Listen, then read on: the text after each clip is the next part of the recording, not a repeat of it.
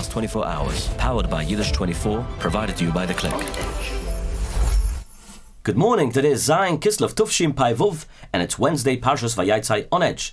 And for those who want to know, Belaz, it's November 27th, 2025. My name is Gershy Schwarcz, and I'm your host on Edge News with the happenings of the last 24 hours. Let's start with the breaking news making the headlines today. 2 National Guard soldiers were critically wounded yesterday, Wednesday afternoon, in a targeted ambush just blocks away from the White House in downtown Washington, D.C. The shooting happened near a metro station. The gunman walked up to the guards and just shot them. Other guards and law enforcement quickly responded and took the shooter into custody. The suspect has been identified as Ramanullah Lakanwal. He's a 29-year-old Afghan national. Before the attack, Ramanullah Lakanwal spent years working with American forces in Afghanistan, including with a CIA partner force based in Kandahar, a core Taliban area. He came to the United States in 2021 under Operation Allies Welcome, the Biden administration program that brought tens of thousands of Afghan allies into America after the U.S. withdrawal, which we all know was a complete disaster. Lakanwal settled in Bellingham, Washington, with his wife and 5 children, and later received asylum in 2025.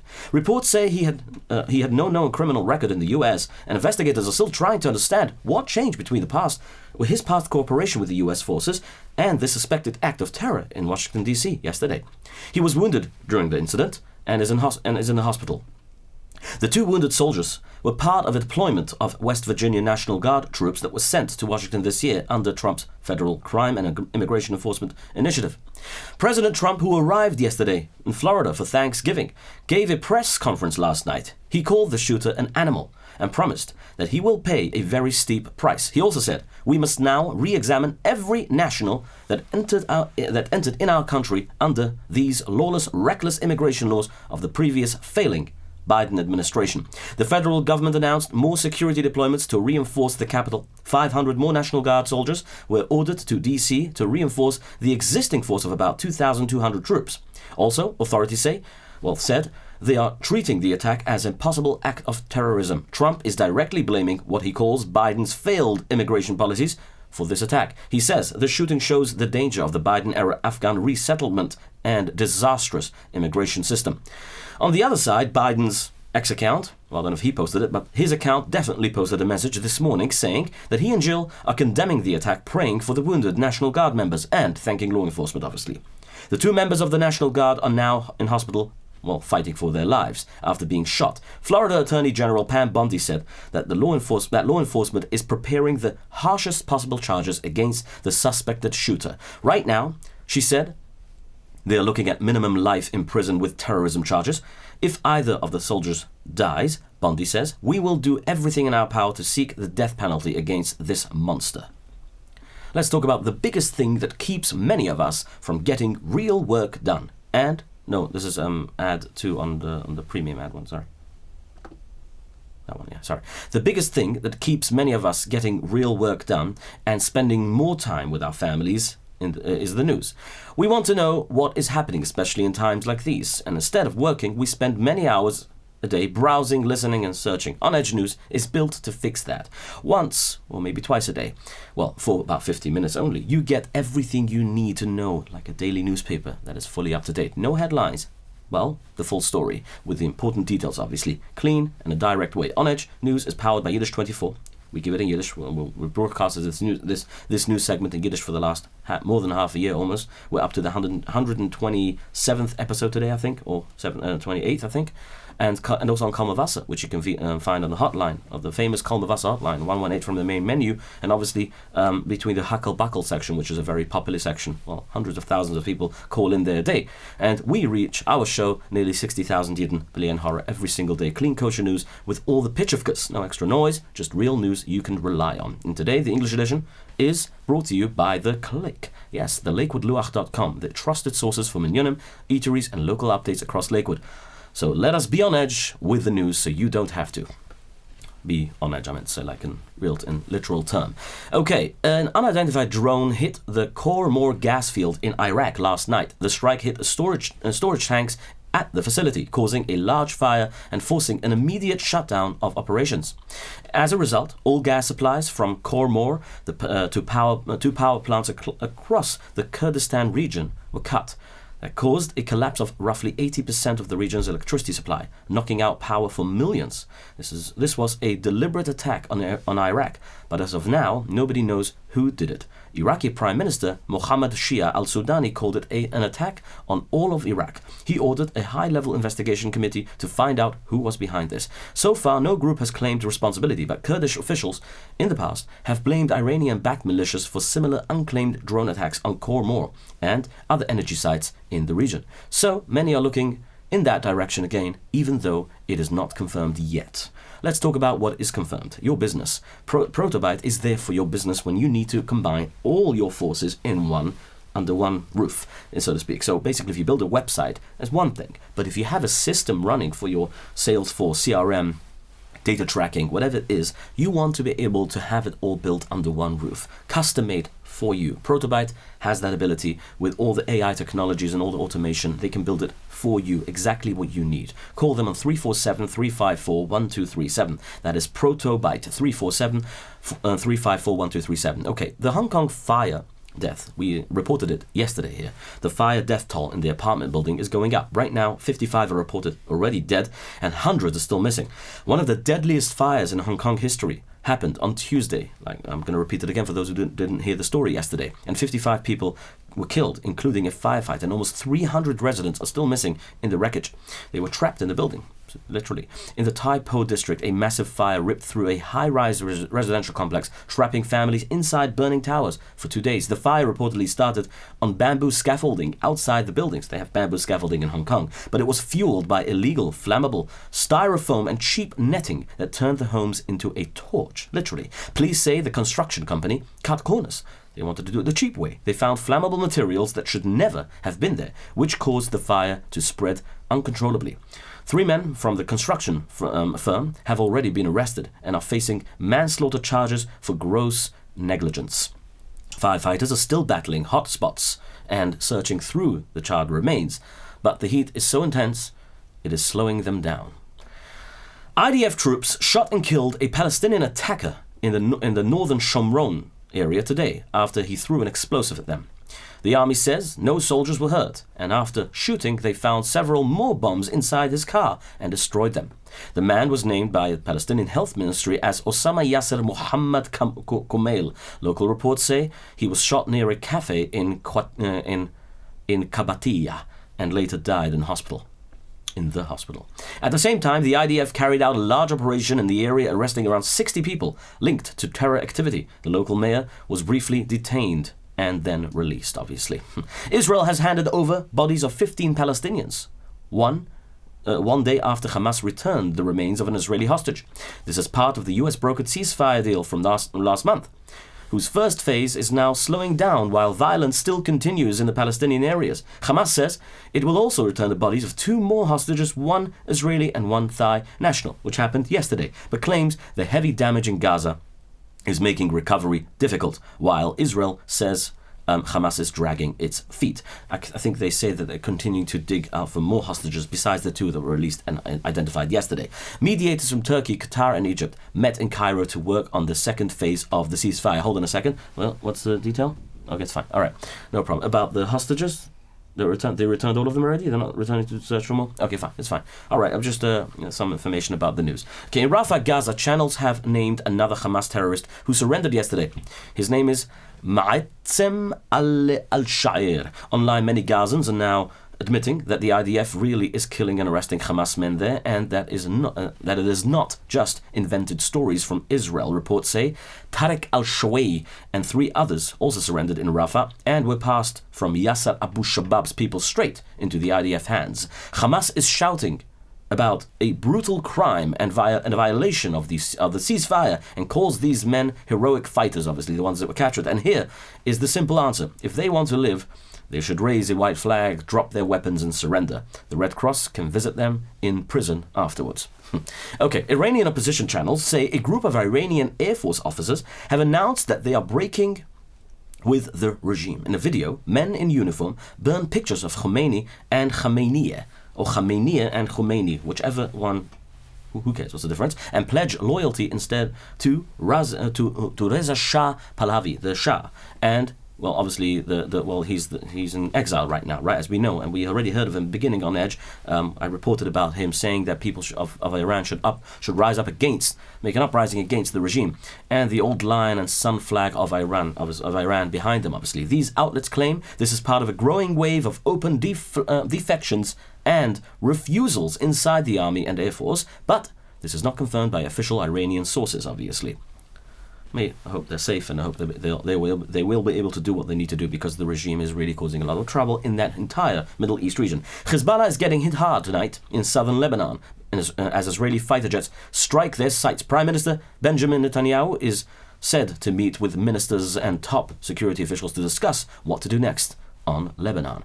Israeli officials say the goal is simple: stop Hezbollah from rebuilding its rocket and terror network. And for now, there is no change for residents in the north. A Lebanese newspaper close to Hezbollah says Egypt's foreign minister came to Beirut with a clear message: Hezbollah must pull its weapons back from the border, stop attacks on Israel, and agree to direct talks with Israel and Cairo. He reportedly warned the Lebanese leaders to the Lebanese leaders that a big Israeli military move before the end of the year is very likely. That means given just a month or so is very likely, and that there are no limits to what Israel might or is going to do, and that things in Lebanon could get bad very fast. Hezbollah MP Ali Ammar pushed back and said Hezbollah will keep its weapons as long as the Israeli enemy occupies land and does not keep to international decisions about Lebanon. Okay, Russia. The New York Times reports that U.S. Army Secretary Dan Driscoll told Western diplomats in Kiev that Russia is now building up its missile stockpiles faster than it is firing them. He warned that this could point to a larger-scale war later on, possibly beyond Ukraine's borders, and U.S. officials are using this to push Europe to back Trump's peace plan more strongly.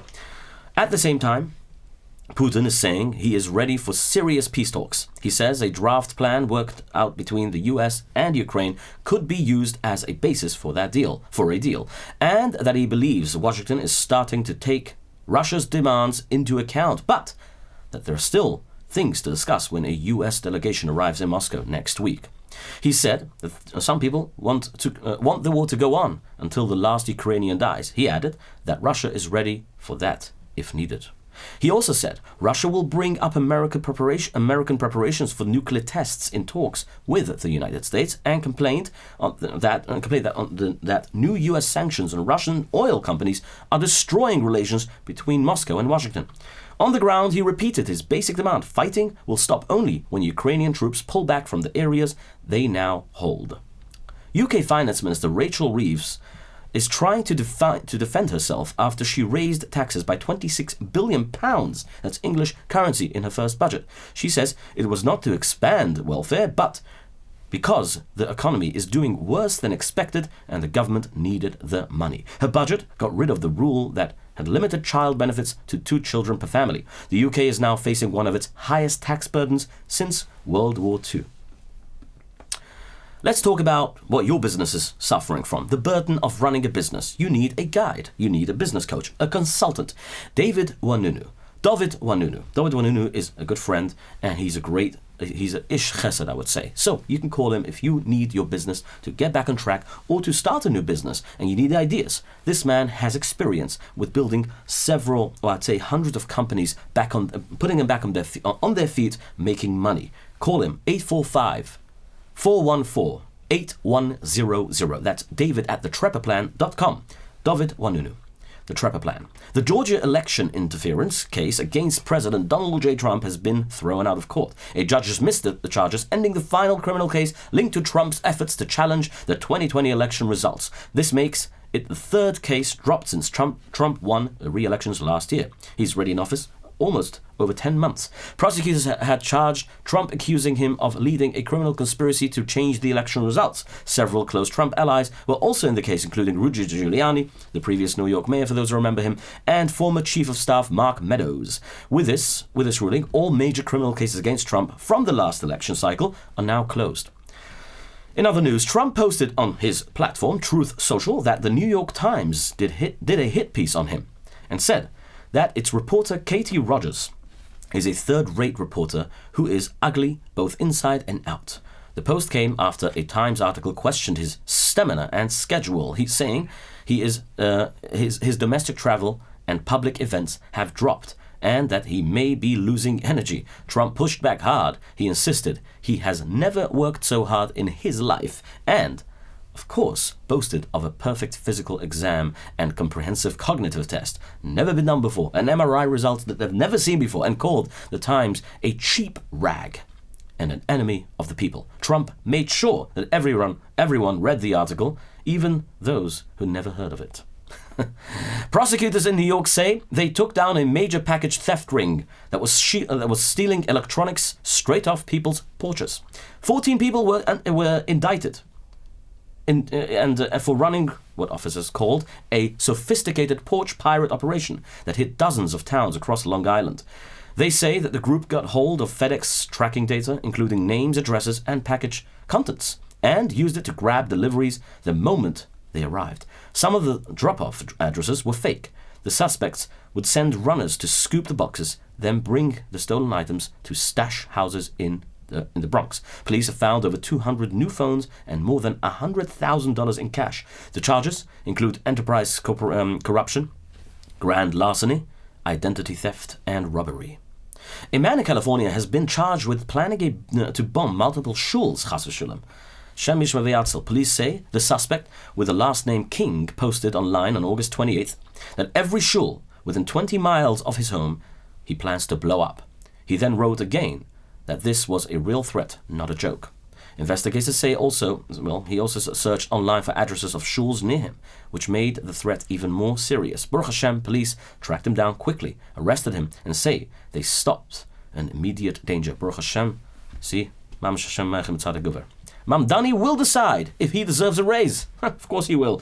One of socialist Zoharan Mamdani's first big decisions as mayor could be, well, for your well-being in New York City, I don't know, but first his well-being could be whether to give himself and the city council pals of his a big pay raise. The new bill proposes roughly 16% salary increases for New York City's top elected officials, including the mayor and council members. So when he says he wants New York to be an affordable place, he talks about, well, himself. He wants to be able to afford things with more money. If approved, city council salaries would go from about $148,500 to roughly $172,500. The mayor's salary would jump from about which is now $258,750 to about $300,500. That's very close to the President of the United States.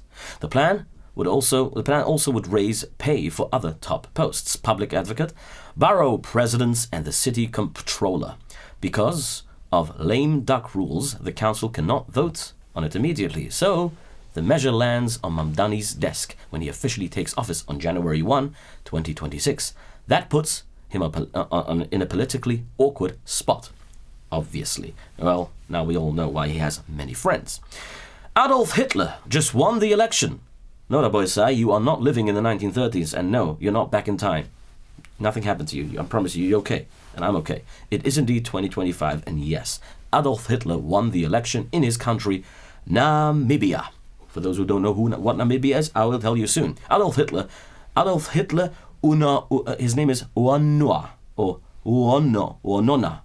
Adolf Hitler Uunona, a 59-year-old local politician who happens in that country, happens to be named after Nazi leader, has been re-elected in Umupudunja.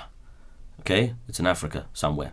And he has said in the past interviews that he does not support Nazi ideology and that only his father chose the name. But the unusual name continues to draw attention every time he runs and wins. So, I don't know what that means, but Namibia,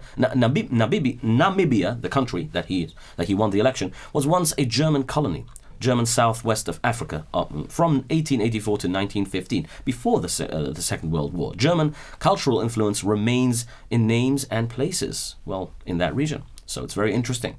Maybe he never heard of the Second World War because he lives in some sort of far country. But I'm not going to defend him, obviously, because you should know by now.